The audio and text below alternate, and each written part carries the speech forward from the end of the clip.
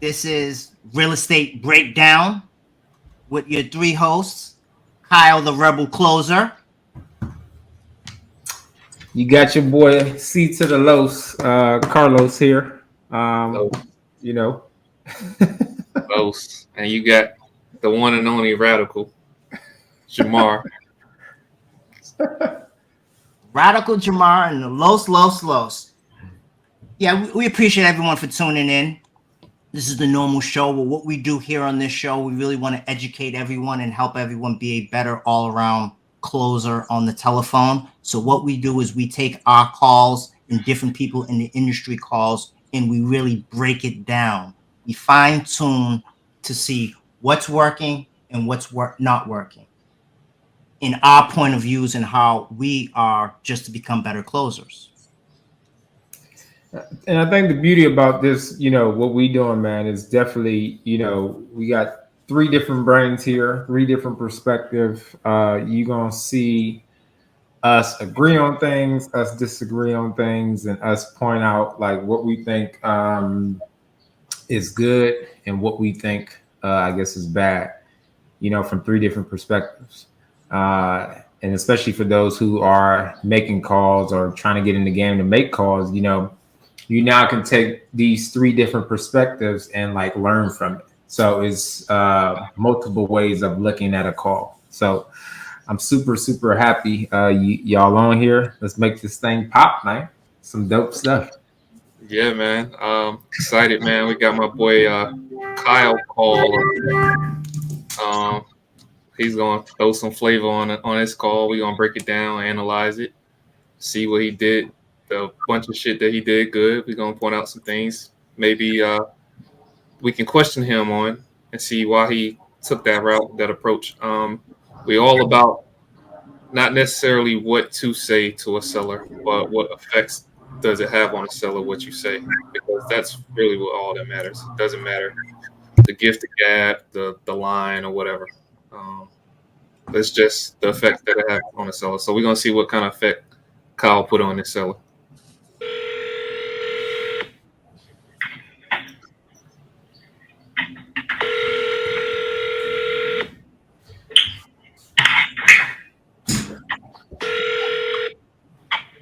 Hi. Hey, Cynthia, how are you?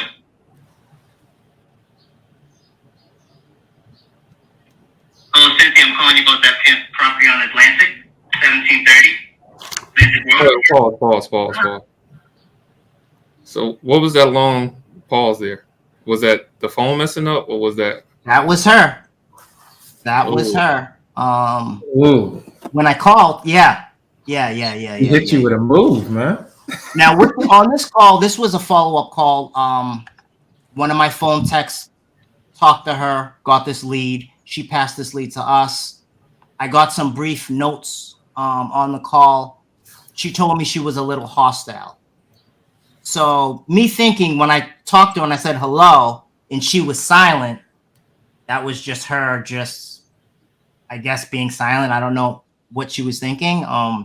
But only thing I was thinking was continue the call, move forward. If she's not going to say something, I'm going to continue to say something till she says something. But let me start it from here. Yes, would you be open to selling that property? Yes, I am.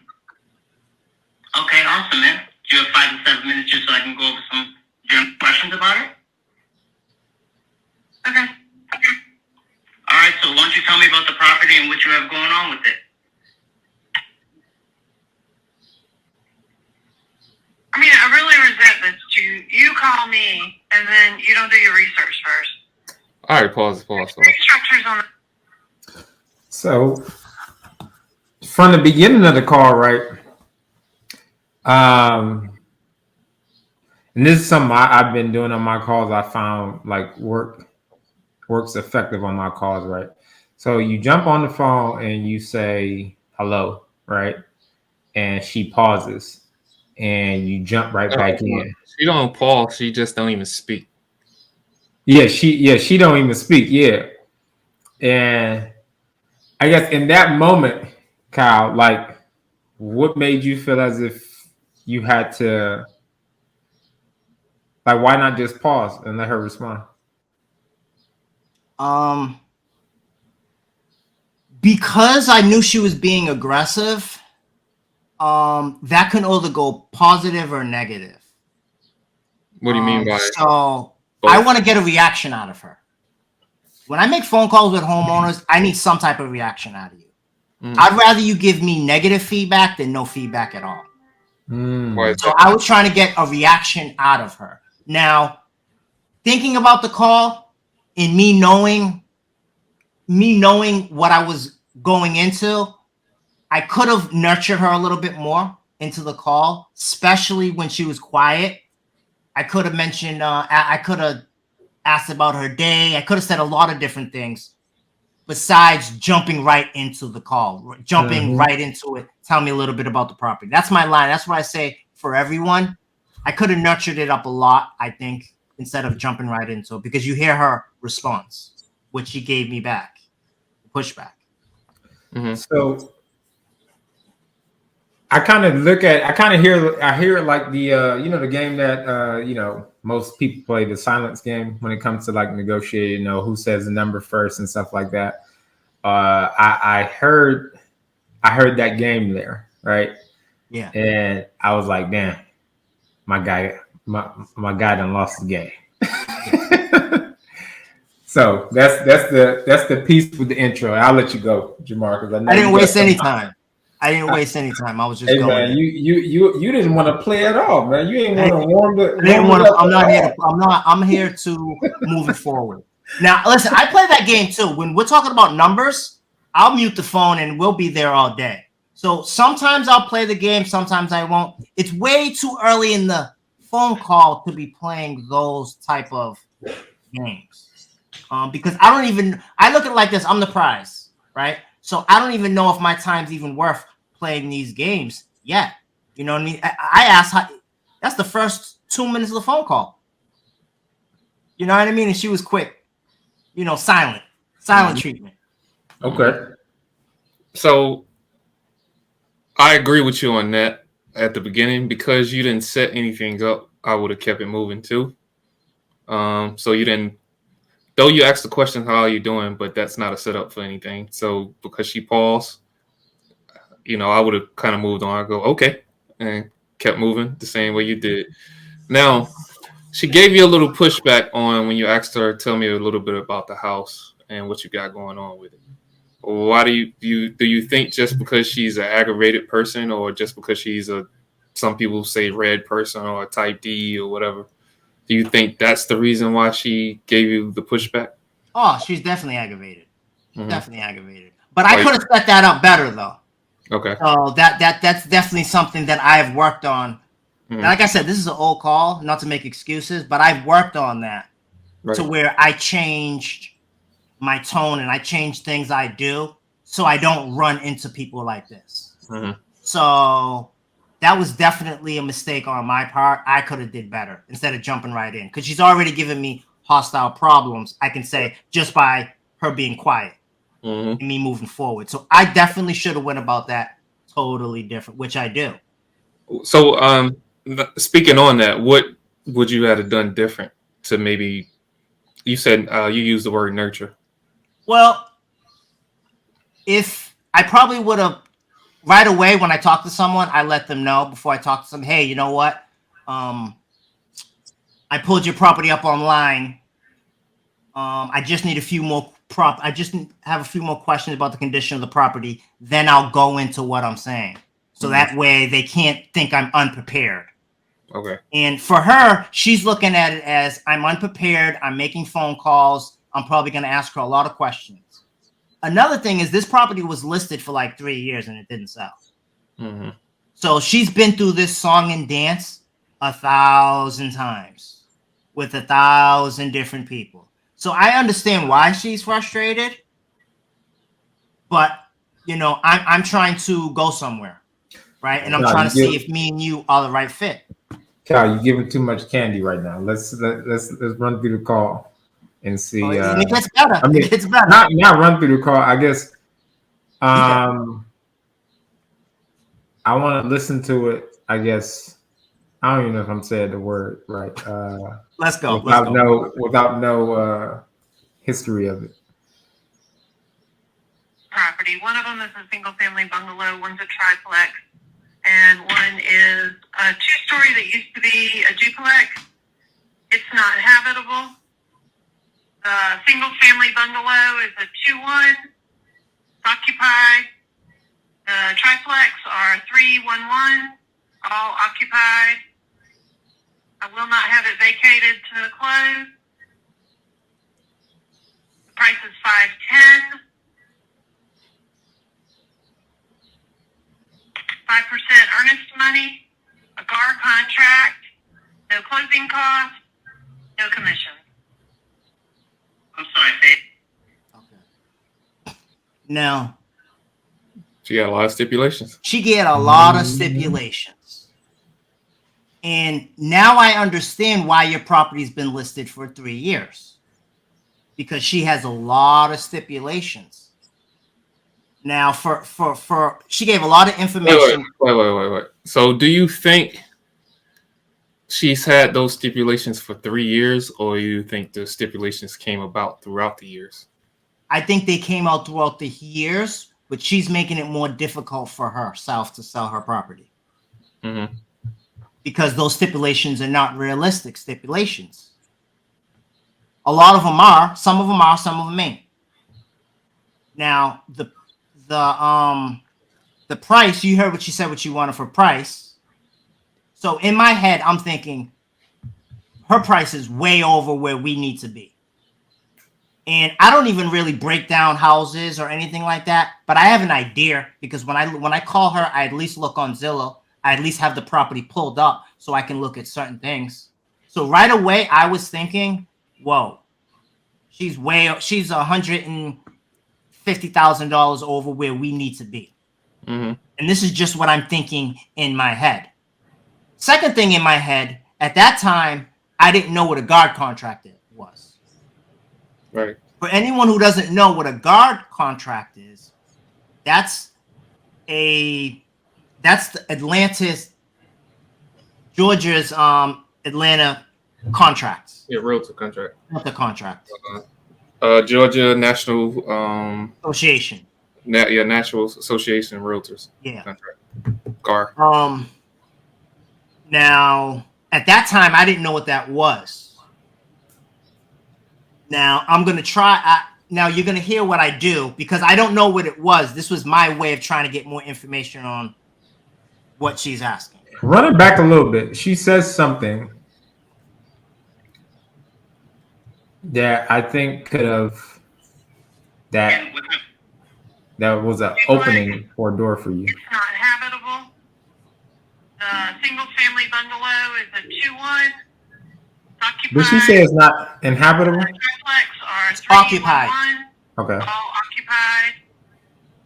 I will not have it vacated to close. That one right there. Tenants in the property, she will not have it vacated until it's closed. Which makes sense. Fair. Okay. Everything which she's asking for, I think, is fair. Only thing for me that didn't work was at the time I didn't know what a guard contract even was. But in her number was just way off from where I needed to be. So that's what I'm thinking in my head when we're going over this. Price is $510. 5% earnest money, a guard contract, no closing costs, no commission. I'm sorry, say it again. What type of contract? A guard contract. Okay, guard contract. Now this is I noticed this is listed on the market. You have an agent with this property? I do, but I have a kick-out clause if I bring my own buyer. Okay. I'm looking at the property. I've noticed it's been listed on the market a little while. I'm curious why it didn't sell. I don't know. It's a unique property. I'm sorry, you said it's unique property? Yeah, it's not for everyone. I'm sorry, ma'am. What does that mean, unique property? It's just not for everyone. Who do you think it's right for? I don't know. Huh. The right person will come along. If it's not you, then don't waste my time. Okay. Pause right there, man. Sounds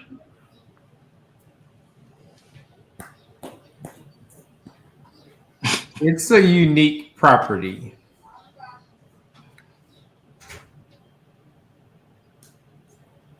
What does that mean? I don't know.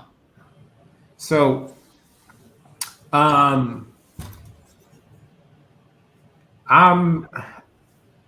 especially when I'm making calls, I like to like really get a full understanding of like what someone is trying to like say to me, or I'm trying to like really paint the picture, I guess, so I could like get a visual, so I could paint the picture in my head, I guess. So when she says unique, that just made my ear just started to like, you ever heard like the ding ding thing? My ear was like ding ding, and I'm like, what does that mean? Like what? Like, all right, because you asked her, all right, I'm sorry, ma'am, what does that mean? And she was like, well, it's not for everybody. My ear just went ding ding again. All right, what does that mean? Right. So, okay, that's I just see stuff that I heard. And then she hit him with the pull away. Maybe it's not for you. It's for somebody else I'm doing by. Maybe that's not you. It was a good question. That's a great Problem question. is, I didn't set it up right. Yeah. So When you all say the you didn't set it up questions- right, when you say you didn't set it up right, what do you mean? when you're talking to a homeowner, there's two questions, right? There's questions that we need, right? And sometimes they see it coming. So by me being that blunt and me being that honest, she saw me coming. I went right into the front door. Mm-hmm. She saw that coming. I could have asked her different questions and just came around the back. So I was already in hostile territory, right? Because I'm walking straight in the front door and she sees it. She sees everything I'm doing. So the question was good. I was just being too upfront. Okay, so when I hear you say, "Hey, you going in," she could see it, right? You going in the front door. I'm trying to think of, how would I not go into the front door? So now, I guess, or how to make it make sense for the audience, right? So your front door question, are you saying that your front door question is when you ask her, like, what does she mean by unique? What would you say? What would you say is the front door question? Both the unique question, definitely, and the whole real estate question. Why is it on the market? Those were two really good questions. I think I was just too upfront and too blunt with it. I could have asked better questions to get the same results. I could have asked her what was her thoughts on the property to get her talking more. And then when I would have got her talking more, then I could have asked those questions. I could have set it up better. That question was a good question. I probably should have asked maybe 2 or 3 other softer questions before I hit her with that question. Before I hit her with a unique question. She was I think in her head, I can't speak for her, but it was kind of like we're combating. So because we're combating, we're not really getting anywhere. She said unique. Sometimes when you mirror, because we call that mirroring, when someone mentions something and you mention something else, you mirror them. If you do it too abruptly, it backfires. And the reason why I think that backfires is because in her head, she knows exactly what she's talking about when she means unique. So she thinks in her head she used the perfect word. I should understand what she's saying. Mm-hmm. So I think that's why she's getting more hostile, because I'm coming right up in front, right through the front door, and I didn't set it up. So I agree with this. I agree with that piece, Jamar.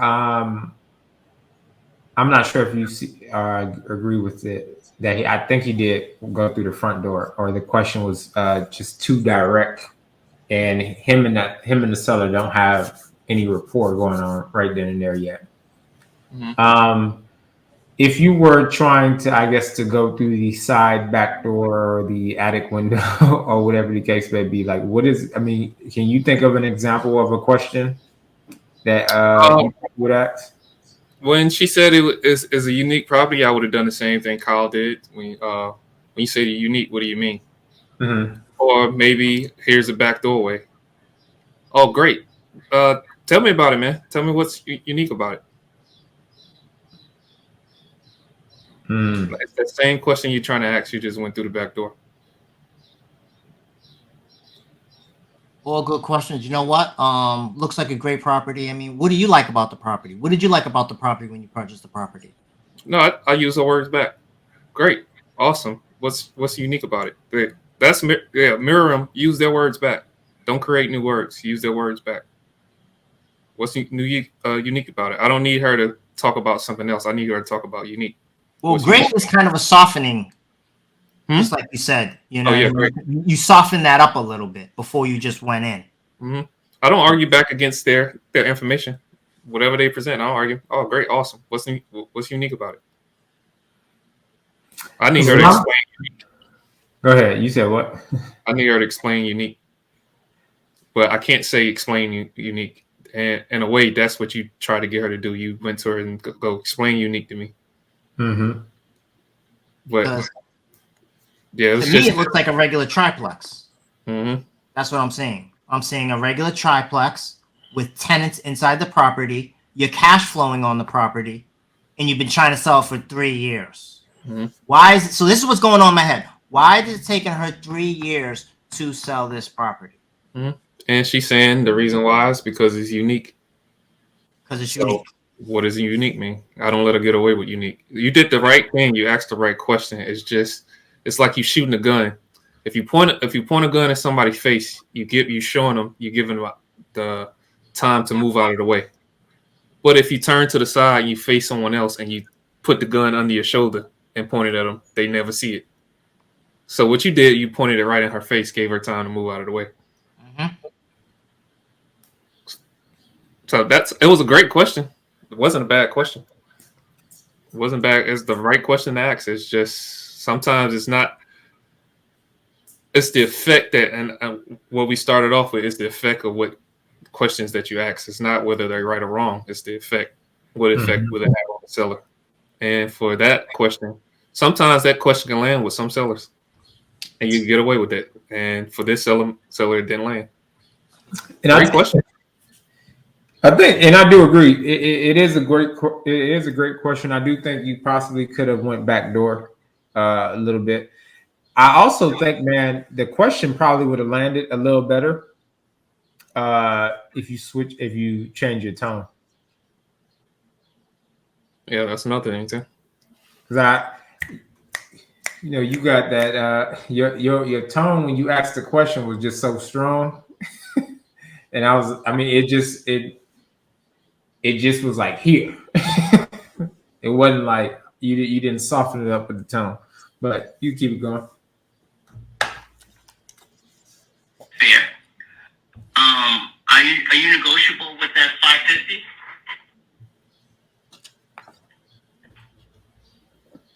I told you it was 510. I'm sorry, ma'am. You said 510. I'll give it, yes, I'll sell it for 510 outside of the agent. Okay, sounds fair. Well, ma'am, I'm not sure if this Hey, property Paul. is right for me. Okay. I mean, She said 510. She'll sell it for 510 if it's outside a realtor. Mm-hmm. and you said your words were sounds fair. Did that sound fair? No. Why did you use it? I used it because first thing is I knew it was 510. And this is something I'm experimenting with sellers. I get the number off. I do it. You're going to say it again, but I do that a lot with dates and with numbers. Now, a lot of the time what I'll do, if I'm talking to you about your property and you say you want 500, I'll be like, oh, you want 480? I do that a lot. Now, because this was such a hostile conversation, in my head right now, I'm thinking two things. I'm thinking, one, her number's way off. Only way we can even get this property is creatively. Cash Jail's not going to work with this. And the conversation's going so bad with her, it's kind of like, right now, my goal is just to get as much information as possible and then have someone else close her creatively. I thought I was already past my, it's just not going to work with our conversation. Let me ask you this, fellas. Do y'all think sometimes knowing too much information or looking at the notes kind of makes us like prejudge the conversation? Yep.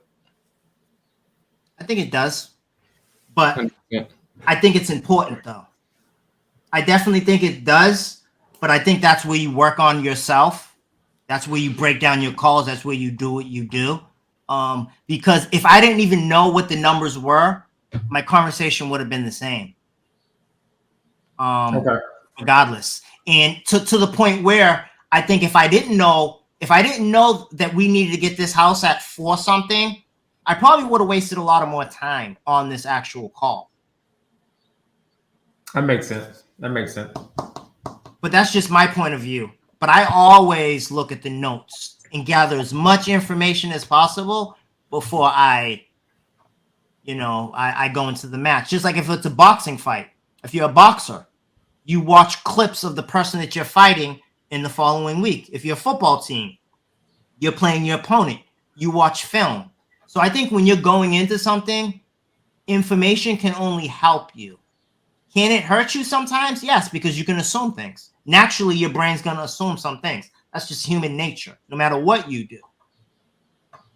So one of the biggest challenges when I first started making calls, I'll look at the notes and all right, this person's not interested, and I won't call. I didn't call that person, right? And I'll look like 3 days. Probably like a month or 2 later in the household. You know what I'm saying? And I think also sometimes like we would look at the notes and be like, "Ooh, this lady's tripping. She is crazy." You know what I'm saying?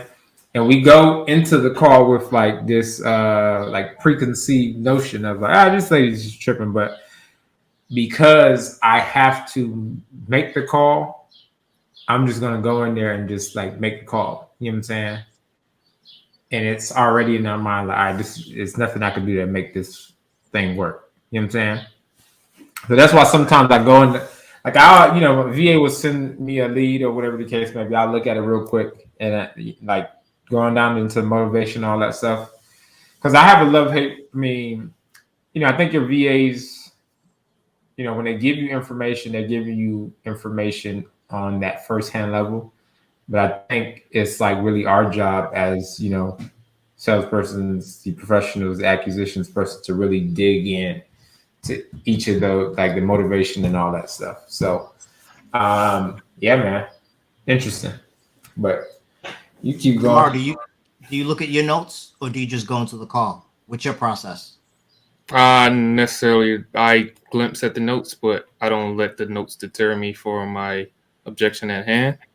The reason why could be a number of things why the notes say what the notes say. It could be because the lady just didn't like my VA.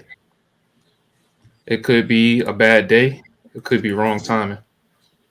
And I'm not going to make a judgment off somebody else because I know the reason it's being passed to me because I'm better on the phone. Mm-hmm. So it could be just because the person that talked to her just sucked.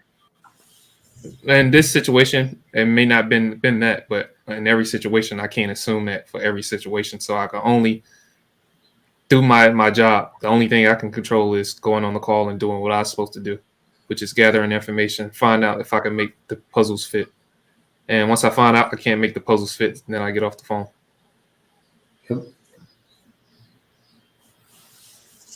sense. No problem. We do buy properties multiple ways. If you could give us time, would you sell us the property on terms? What? If we could come up to your 550, could you give us time to sell us on terms? Yeah, I'm flexible. I don't have to sell it. Listed. If it sells, it sells. If it doesn't, it doesn't. It cash flows extremely well, so I don't really care whether it sells or not. So the cash flow, what are you getting from the renters? Are they good renters? Give all that information. Yes, they're very good renters. I've had no issues. I apologize, ma'am. Did I say something to? Well, you called me, and then, so I told you the price. You can look at it. You can do a drive. I'm just gonna back it up a little bit. Well, so I don't really care whether it sells or not. So the cash flow, what are you getting from the renters? Are they good renters? Will you tell me if you're interested, and then I'll give you all that information.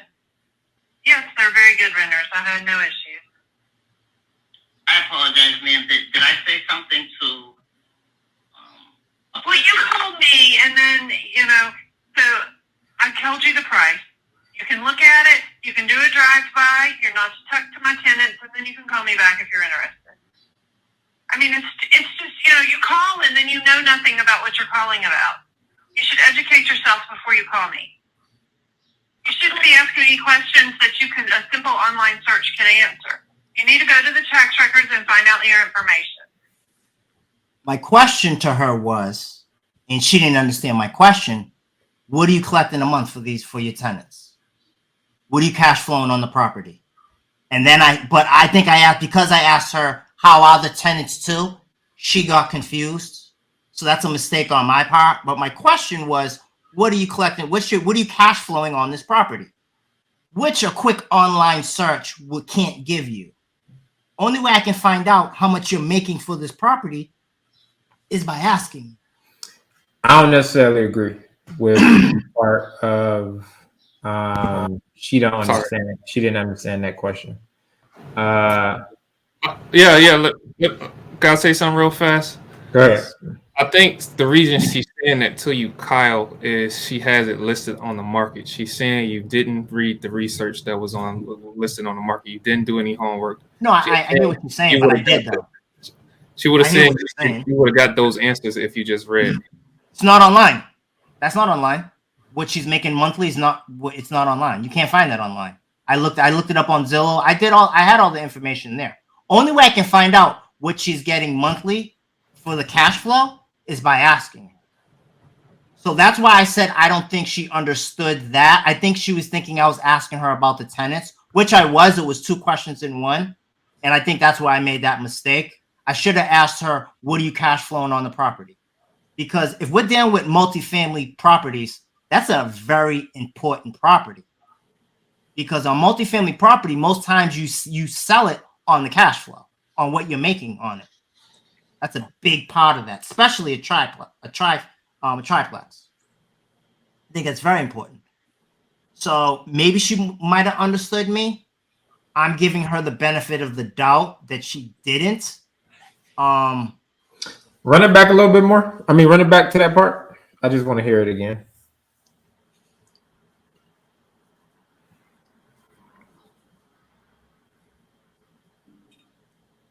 Because you called me. 100%. So it's for sale. I'll sell it I've told you the price. So, do a drive-by and see if it's the property. You buy properties multiple ways. If you could give us time, would you sell us the property on terms? What? If we could come up to your 550, could you give us time to sell us on terms? Yeah, I'm flexible. I don't have to sell it. List it. If it sells, it sells. If it doesn't, it doesn't. It cash flows extremely well, so I don't really care whether it sells or not. So the cash flow, what are you getting from the renters? Are they good renters? But you tell me if you're interested, and then I'll give you all. You heard the question? So I hear cash flow. Cash flow, what are you getting from the renters? Are they good renters? Right? You asked her two questions in one, right? But I don't think she did not and this is why I said I do disagree earlier. I don't think she did not understand your question. I think one, you asked her two questions in one, and two, y'all still on the opposite side of the ring. You know what I'm saying? Or let's say y'all sitting on a bench and y'all like you know how you go on a date with your lady and y'all sit together on the bench or on the like whatever booth or whatever on the same side.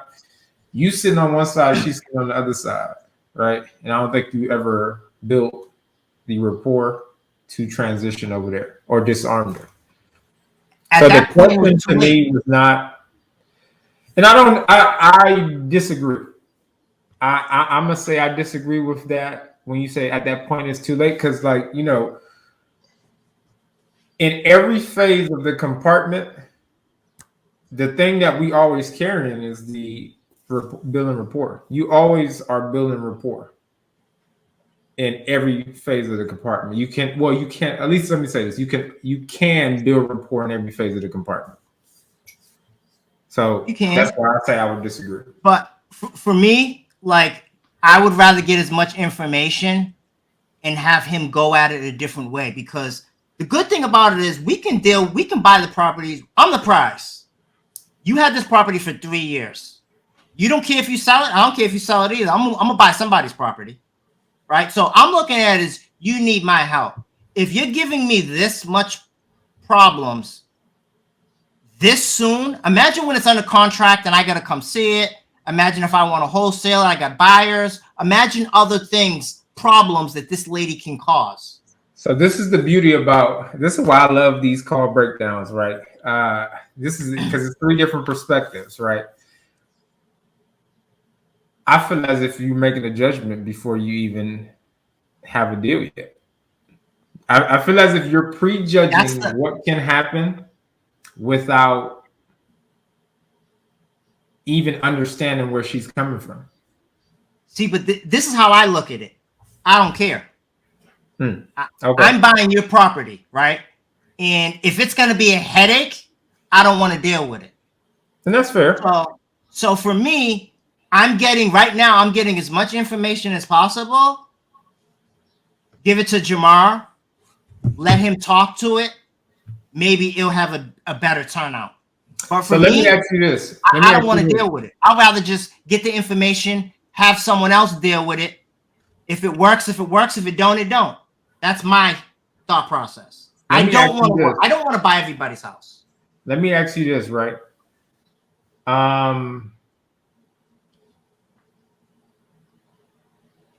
Why waste time? Well, I don't want to say waste, right?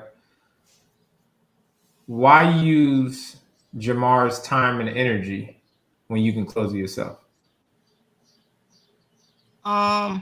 Because that's the things what we do. It's 7 minutes. I talked to her 7 minutes.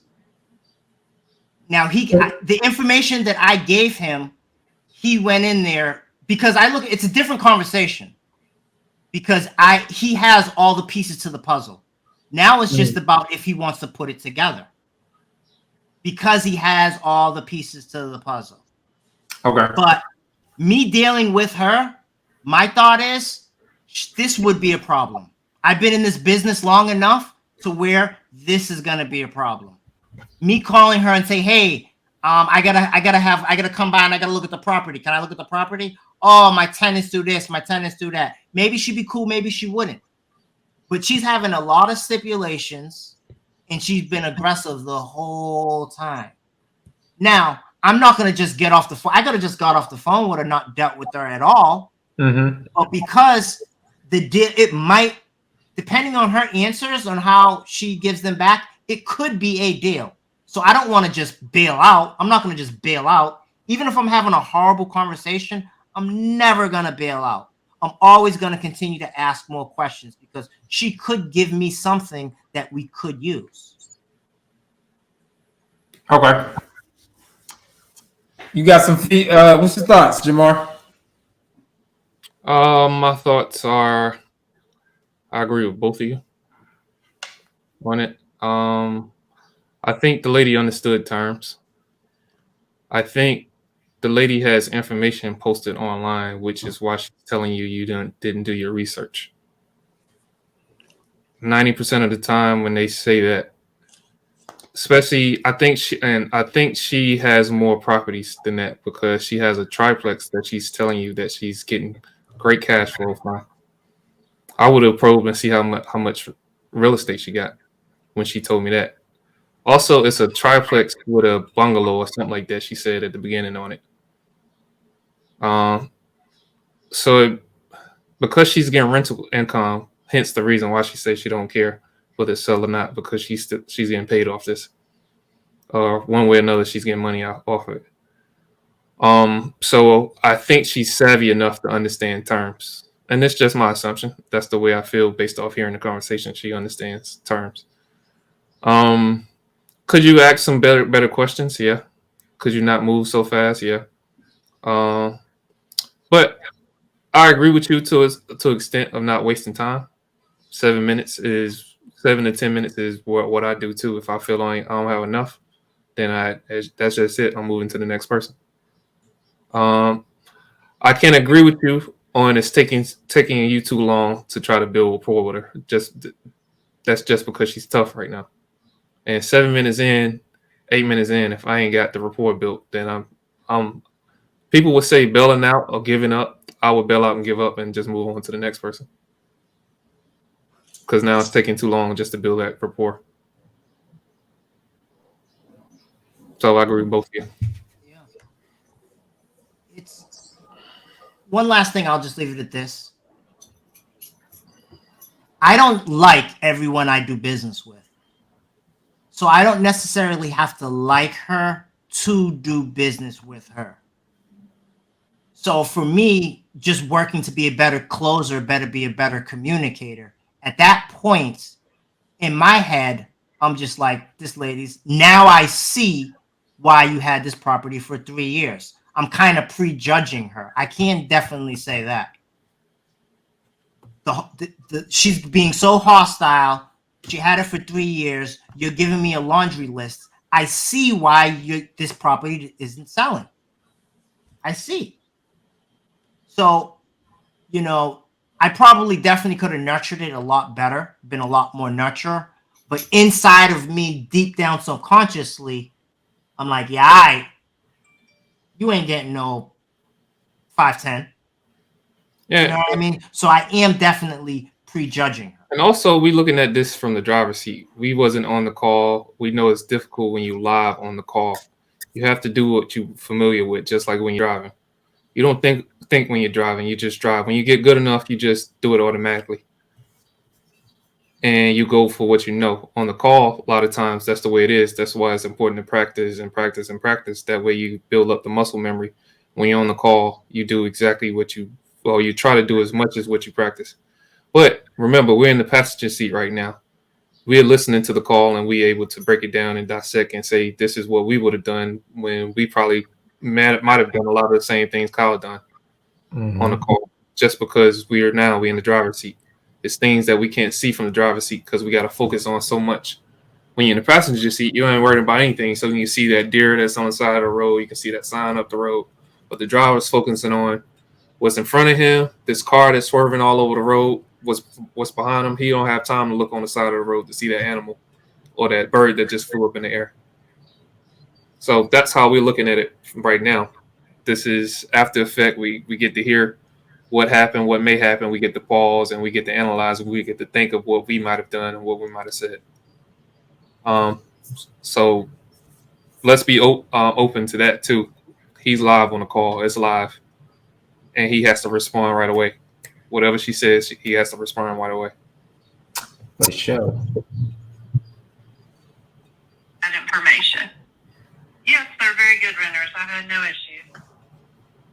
I apologize, ma'am. Did I say something to?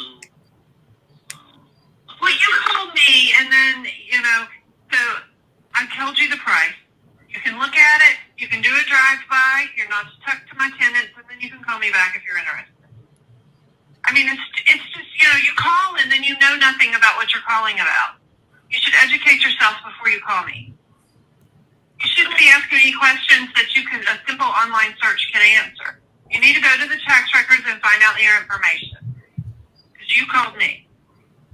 So, it's for sale. I'll sell it I've told you the price. So, do a drive-by and see if it's the property for you, okay?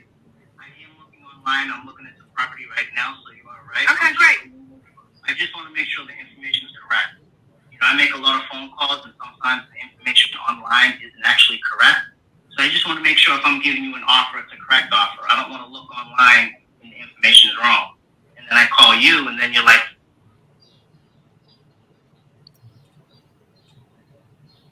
and I get a rough feedback. So that's the reason why I'm calling to ask questions, to make sure the information is correct. Okay, what else do you need? Like I'm saying on this property here, I'm not sure a cash offer would work on this for us. Would you be open to sell maybe the property on terms? If we could come up to your 5. But you mean if you have a loan, I don't care if you get a loan. This doesn't matter to me. It makes no difference whether it's a cash offer or not to me. Ma'am, would we? But I'm not going to owner finance if you're asking me to owner finance. Pause. So you want all? Then she clicked. That's why I said she understood terms. Mm-hmm. No, she might have understood it, but I don't think she thought that I don't think she understood what I was asking, the way I was asking it. She might have not. She might understand what terms are, but she might have not understood what terms is. What do you mean by that? Me paying her in payments. Well, she just said owner finance. Yeah, seller financing. She might understand that though. She might understand owner financing, but she might not understand terms. All right. You see what I'm saying? You never said owner finance, so how did she come to that conclusion? Because it clicked. But in the beginning, I don't think she understood. I don't think she got it. If I would have said owner financing, she would have understood me right away. By me saying terms, I don't think she understood right away what I was saying. I think it was a miscommunication there. By me just saying terms. Okay. Could have said it 1,000 different ways. I mean, do you think she understood what I was saying and she was just playing? Yeah. Maybe. Hence the thing when she said, I don't care if you buy it, you go to a bank. That's her. I think that was her being sarcastic and being an asshole. I don't care if you go and buy it through a bank. Because if she didn't understand terms, I think she would have asked you that, then assuming that she thinks you mean going to a bank. And then just to turn around and say, if you think I'm going to just own a finance, and no, I'm not doing that. That's my opinion. I don't know. No, maybe you could be right. Either way. But it gets better, though. Because I get what I want. What I want out of the question. Of your 520 up front. Yeah, it's a 1031 exchange, so I can't owner finance. Pause real quick. I see. So, and this is like I said this earlier. I think she understands everything that you're saying. I think she probably not listening. I would say she's probably not really listening because she's not engaged in the conversation really. But how she's speaking to you, I hear high level in her. I hear like a high level investor in her. You know what I'm saying? She's not speaking to you like somebody who doesn't know what her properties are. So you saying the word terms, I feel as if she understood. She hit you with owner finance and then she hit you with a 1031, right? Like that is the common person may or may not know what a 1031 is. You know what I'm saying? So that's why I said she does understand. Yeah. For me, once I heard that, now the conversation's over. For me, the conversation's over now. Because Okay. now I know, for everyone that doesn't know, she needs that money to purchase another property. So the money that she's gonna 1031 is when you sell your property and you immediately buy someone else to save taxes. I want to say you have, is it 6 months? Do you know? Yeah, but why does she want 31? to do that? Why does she want to buy another property? And why she want a 1030? Why does she want a 1031 when she already have a property? For me, I don't know. I don't care. So when you're doing rental income, you're already saving taxes anyway. Now, she wants to make money and buy another property just so that she don't pay taxes. Most people want to get something bigger. She's probably trying to. The average person buys a property, keeps the property, cash flows the property, 1031 to a bigger property. You go bigger, you go bigger, you go bigger. That's what the average investor is. Is she doing that? I don't know. But for me, I look at it as, okay, you told me that you want to 1031 it. That means it doesn't matter who calls her back with owner financing. You're not interested in it. Now, is there a way that I heard there's other ways that you can do creative things with 1031s. I don't know anything about that.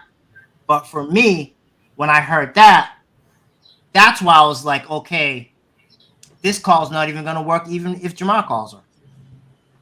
Unless he can dramatically get her to reduce her price to $100-something thousand.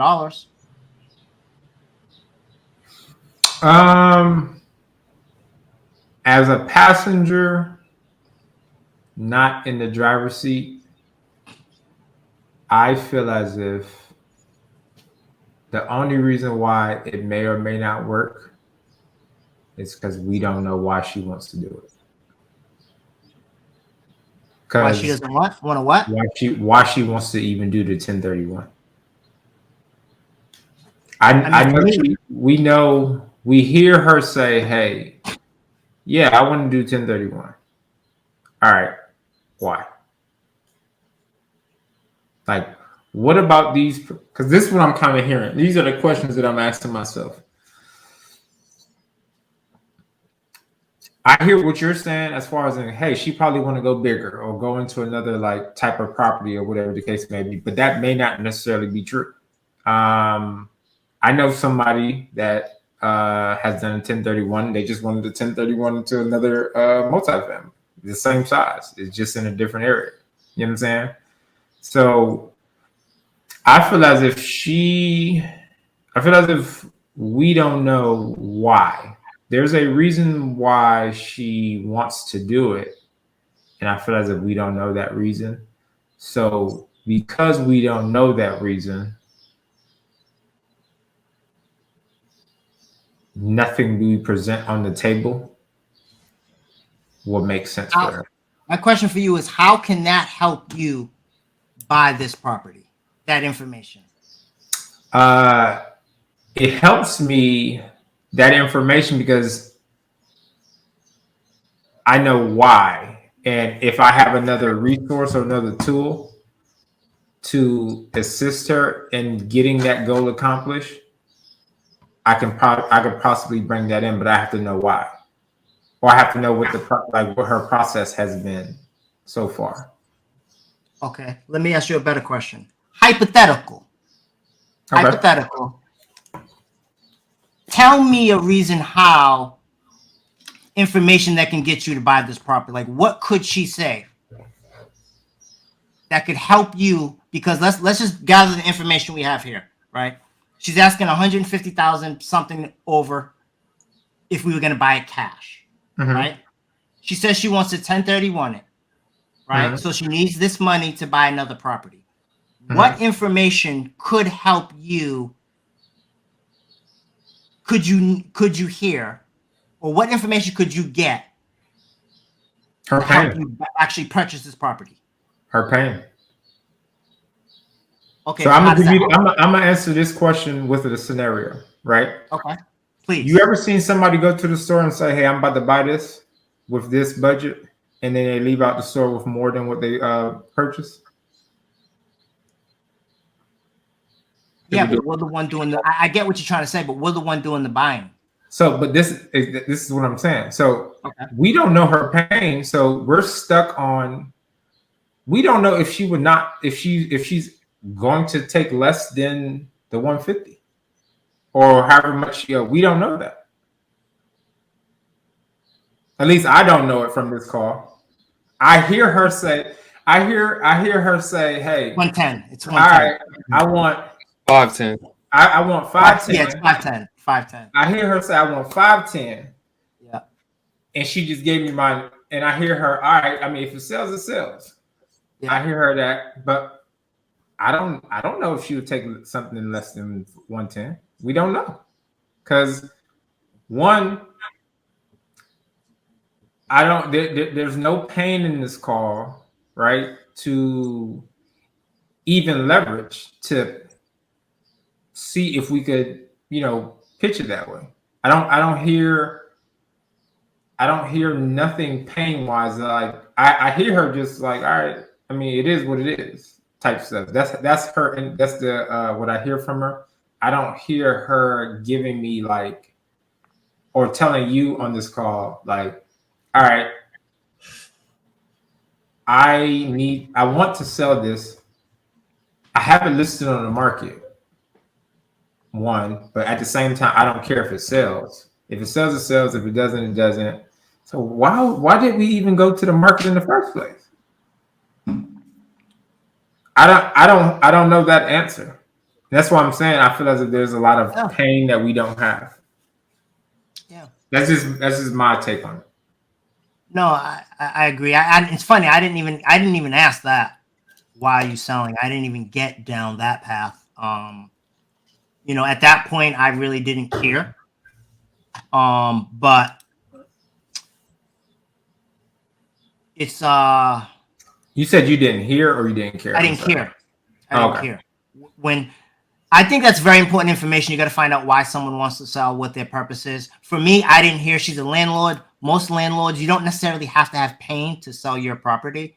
But for me, right there, with the information she gave me, I don't know. Wait. I wouldn't have did much different. Let's back up there. You said because she's a landlord. Well, let me clarify pain and maybe you're referring to the same pain I mean. When we say look for pain, do we necessarily mean it has to be something that hurts them? Oh, no. Well, okay. So is that what you're referring to, Kyle, before I say my next thing? No. So you believe pain has to be something that hurts them? No, I wouldn't say that. Okay. It doesn't have to hurt you. All right, cool. I think for anybody to do something, it's a level of emotions there. For you to even get up out your bed, it's a level of emotions there. If she's selling her property or putting her property up for sale, it's some level of emotions there. And our jobs as salespeople is to try to ask certain questions to discover what that is. And then present a solution. Well, see if she even wants a solution presented first. And then if she does, see if she wants you to present that solution. And then you present your solution. In this situation, none of the above we discovered. So even you throwing out creative was a waste of time. Because we didn't understand why. Well, I definitely do agree with you. But now, could it land by throwing it out? It could have land and get you something, yeah, possibly. But it's very hard to predict because the reason you're doing this for predictability. You say if I ask this, the odds are I get this results. Now, if you're just throwing out fishing for things, it's very hard to kind of pinpoint that down of what's going to happen next. By throwing out creative there without even understanding what her situation, she ended up telling you after you throw it out a little bit of it. So I got what I wanted. Yeah, so you did get you get information by throwing that out. I think where Carlos is going with this is maybe after you got the information, maybe trying to understand now why don't you want to do creative? Why are you stuck on 510? Why do you want a 1031 exchange? Get her to articulate, this is what I'm trying to do. Then Carlos saying maybe it could be something there where you can present a solution for what she's trying to get. And you could create something. Maybe not a traditional deal, but you could create something. I don't know. Could be nothing. You could be right. But it could be something there. Our job is not, everybody's looking for the easy lay down shit. And you in the fight with everybody else for the easy lay down stuff. But if you probe a little more, find out what the situation is, you could be in an arena all by yourself, and you can have her all to yourself. And you don't have to worry about nobody else coming in, giving you a better number, or giving a higher number, or she going back and forth with, I'm talking to this investor. Now, I'm not saying that that's what it is, but we don't know. Like Carlos saying, we don't know her whole situation to even understand what the 1031 does for her. She could want a bigger property, like you said. She could want something else. That's why I asked that question before. I was like, okay, you already got a property. You're gonna sell a property just to buy another property and not make any money. That's what's going on in my head. So I want to clarify that, and I need her to tell me how she's going to buy another property and make more money, if that's what she's going to do with it. That's what goes on in my head when I hear this. Now, does it mean you get a deal right here on this call? No, that's not what it means. You totally understand the situation though, and you totally understand if this is qualified or disqualified. No, and that's why, like I said, I try to get as much out of that call, because basically I'm going to put it in the CRM system. I'm going to have you call her, see where it goes. I didn't get that point. For me, I look at it like, because she said anything else besides 1031, I definitely 100% would agree with you on like the pain. Why do you want to sell? But in my head, there's nothing that she could say that could help me purchase this, unless she was going to dramatically change her number from 510 to 410. Now, could that happen? Definitely, maybe so. It wasn't going to happen for me. And on that call right then and there, maybe in the future, definitely, if I called her back 6 months later, see where we were, I have all this information. Definitely maybe it could have been a little bit differently. But for me, 90% of the time, I definitely would say, if you're talking to someone you really need to know, why they're selling, what the purpose is, because just like you said, everyone does something for a reason. But I don't think you need it every single call. And that's just my point of view. I don't think you need to know. Sometimes it doesn't matter. If I have a brand new, for example, there's times where I talk to people that have brand new, fully renovated properties. The property is a year old. They finance the property, and they're selling the property. It's not necessarily, I don't necessarily need to know why you're selling if it's a brand new property and you can't own or finance in that circumstances. So I think there's circumstances where it doesn't matter why they want to sell. You still can't solve their problem. Not only can I not solve her problem, she don't even want me to solve her problem for me. So there's two obstacles I see. Well, I would say you can't solve a problem because you don't even know what the problem is. Of course, she don't want you to solve her problem. You don't know her problem. Yeah. But me knowing that, like, it still doesn't. Me knowing why you want to do something, I still can't perform. I'm still not going to be able to perform. That's how I look at it. But let's see how this wraps up, because it's about to wrap up right now. Do you know what the other property that do you have the other property that you're looking at that you're going to purchase when you sell this one? Yes, I know all that information. Okay. All right, ma'am. Well, I'm going to do my research, and if I have any questions, I'll call you back. Okay. Okay.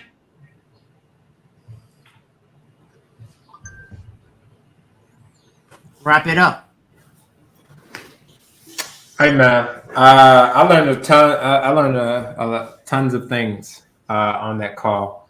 Um, some of the things that I learned and I'm gonna take away from this call is really when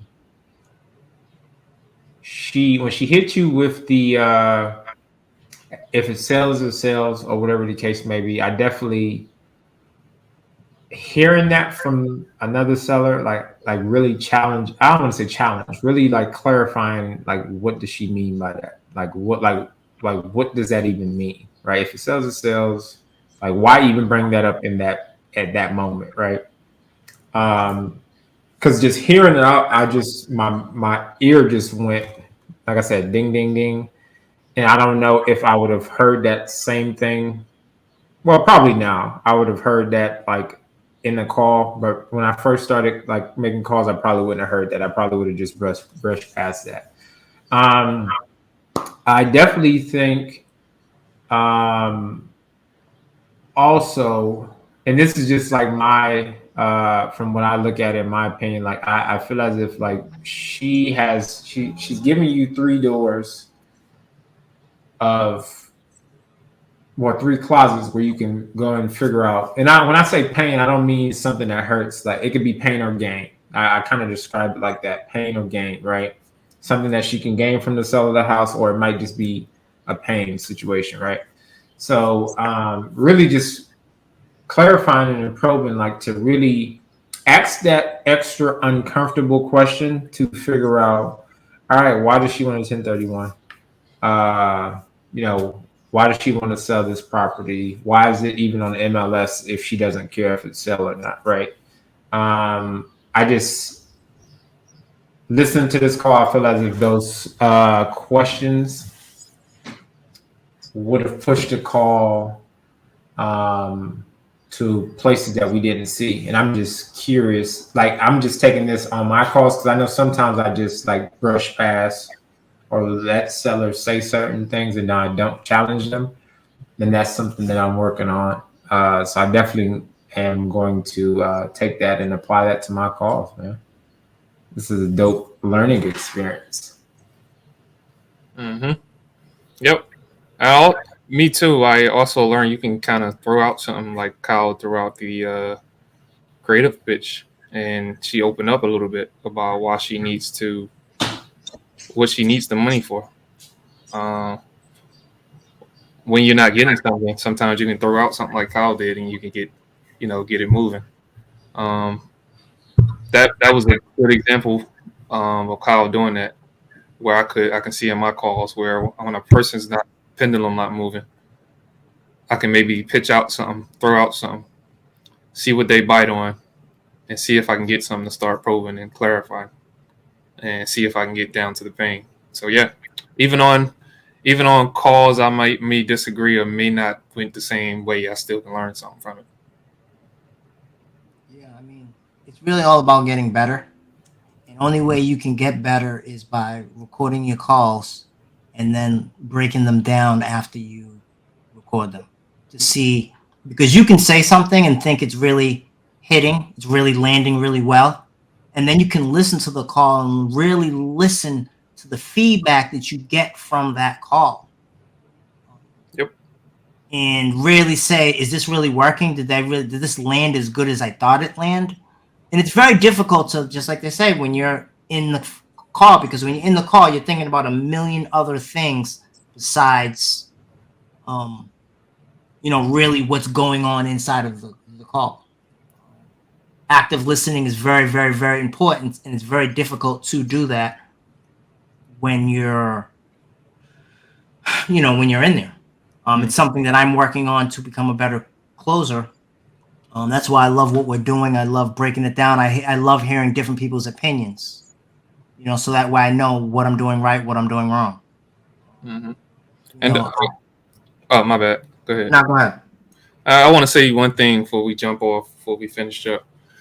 And it's just something that irks me.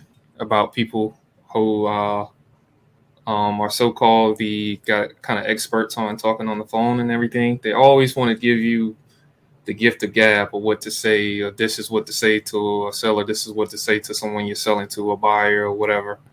When it all works, it's just what effect does it have on that specific buyer. I think people should work on being flexible versus this one trick pony that goes in with my intro has to be this way every time. Your intro should be based on how the seller responds to hello or whatever. And you should be flexible and you should be able to adapt to that particular person's personality at that moment. If you can't adapt, then you will get taken control of on the call where a buyer just bombards you with a bunch of questions where the buyer doesn't want to answer any questions. It's just because you can't adapt. And adaptability is to me is important in this. So I hate the so-called the calling teachers or whoever, pride themselves at calling. I'm telling you what to say. The best thing to say is whatever comes to your mind, how you feel is always, to me, the best thing to say. If I feel a certain way, I voice it to the seller. And I have the seller handle my feelings, not me handle my feelings. So I feel like the seller's aggravated and it's pressure on me. I may even say to the seller that specific thing. Hey, Mrs. Seller, Mr. Seller. I don't know. I'm feeling kind of uncomfortable right now. I'm curious why. I mean, it seems like it's kind of hostile. I don't know why I feel that way. Could you help me out? And have that person handle my feelings versus me handling my feelings. I'm not here to get my ego stroked. If you come to get your ego stroked, you're in the wrong business. This sales is not about you. It's about uncovering what's going on with the person you're trying to either sell to or you're trying to get something from.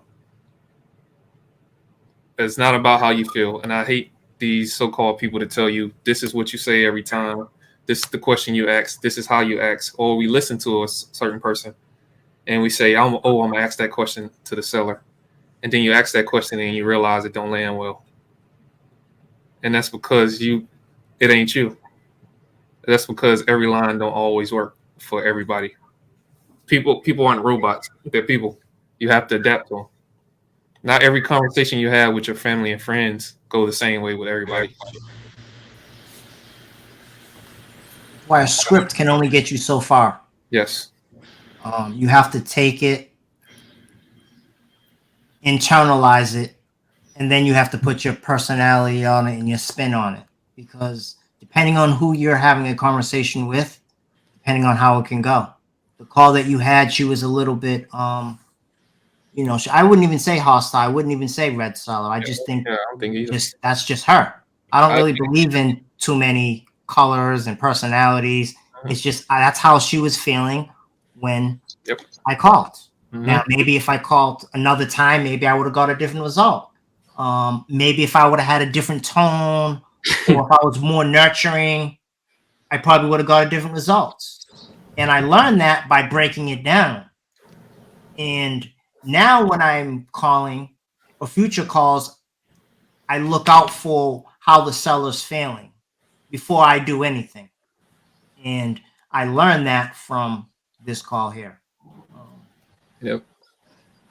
You guys got anything to say before we wrap this thing up? Dope stuff, man. Good stuff, fellas. Yeah, man. I mean, we do this really because for people to get better, right? So if there's anyone out there, any investors on there, man, we would love to break down your calls. We would love to. We're not doing this for our health. We're doing this so you guys can look at these videos, go over these videos, and do it yourself, man. I don't know if you're making phone calls. If you ever made a real estate call, try it, man. Don't just be a backseat driver, right? Jump in the front seat, drive. Pick up that phone call, make a call. What's the worst that can happen? You get hung up on? I want to be chauffeured, man. What's the worst that can happen? Jump in there and make a call, please. Send in your calls. Send your calls. We'd love to break down your calls. We'd love to have you on the show. We appreciate everyone to tune in. Please subscribe, like, share. We love you guys. Thank you. Peace. Peace.